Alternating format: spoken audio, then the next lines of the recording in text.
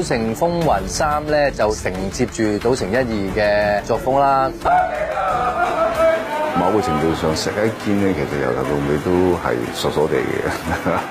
倚天劍，殺屠龍刀，佢真係發哥嚟㗎。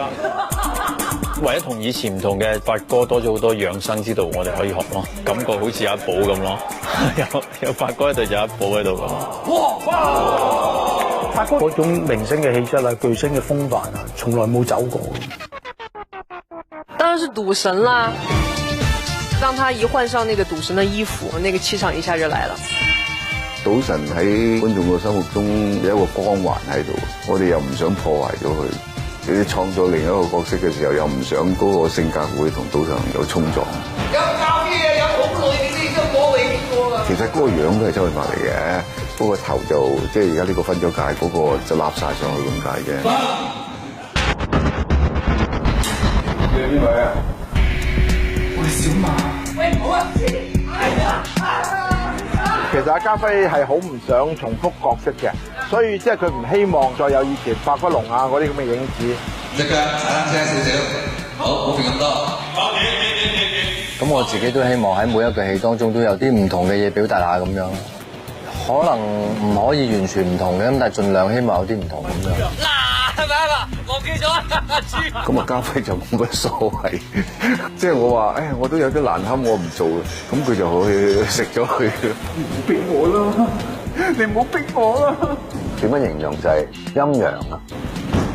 發哥會多啲嘢。驚你啊！家輝就一句講晒所有嘢，一陰一陽咁至配合到。如果兩個都陽，就火星撞地球。哎呀！唔好詐暈啦，啲人走晒啦。嘿！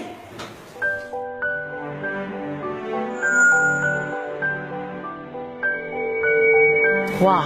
我呢一 part 咧就係蕩氣迴腸嘅愛情故事嚟嘅。大家都知道我喺上一集已經係跳咗飛機。其實我一路都有關注住佢嘅一舉一動嘅，咁我就喺危難中就救咗佢。唯一我同佢一齊就係我。我唔知點解我做呢個角色嗰陣時好有感覺嘅，一埋位嗰陣時。劉嘉玲成日都要喺呢兩個男人當中做一個選擇咧，呢個係最難嘅一個地方嚟嘅。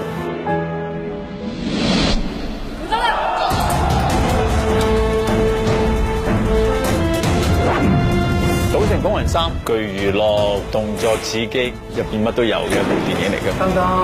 加上精哥嗰啲，除咗賭之外，一定有好多笑料啦。而且成個製作幾好，值得你去睇一睇㗎。